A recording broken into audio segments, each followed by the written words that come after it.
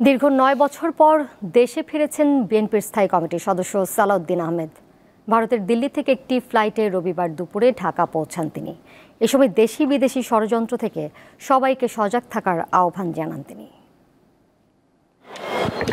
ঢাকায় হযরত শাহজালাল আন্তর্জাতিক বিমানবন্দরের বাইরে অপেক্ষায় বিএনপির শত শত নেতাকর্মী। তাদের প্রতীক্ষার অবসান ঘটিয়ে অবশেষে সশরীরে দেখা দিলেন বিএনপি স্থায়ী কমিটির সদস্য সালাউদ্দিন আহমেদ।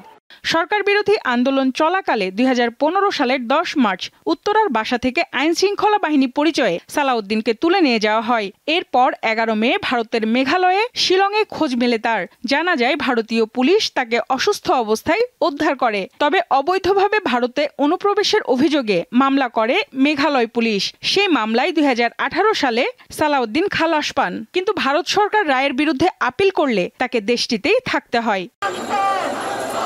বৈষম্য বিরোধী ছাত্র আন্দোলনে শেখ হাসিনা সরকারের পতনের পর সালাউদ্দিন আহমেদ দেশে ফেরার পথ যেন সুগম হয়। ভারতে আইনি জটিলতা কাটিয়ে ফিরলেন নিজ দেশের মাটিতে। বিমানবন্দর থেকে সরাসরি যান রাজধানীর চন্দিমা উদ্যানে। সেখানে দলের প্রতিষ্ঠাতা জিয়াউর রহমানের কবরে শ্রদ্ধা নিবেদন করেন তিনি। আমরা বহিঃশত্রুর আক্রমণ থেকে এই দেশকে রক্ষা করব ইনশাআল্লাহ। আভ্যন্তরীণ ষড়যন্ত্রকারীদের কাছ থেকে যাতে এই রাষ্ট্র হেফাজত থাকে সেজন্য আমাদের সতর্ক থাকতে হবে। বাংলাদেশকে একটি প্রকৃত গণতান্ত্রিক রাষ্ট্র হিসেবে গড়ে তুলতে হবে বলেও মন্তব্য করেন তিনি।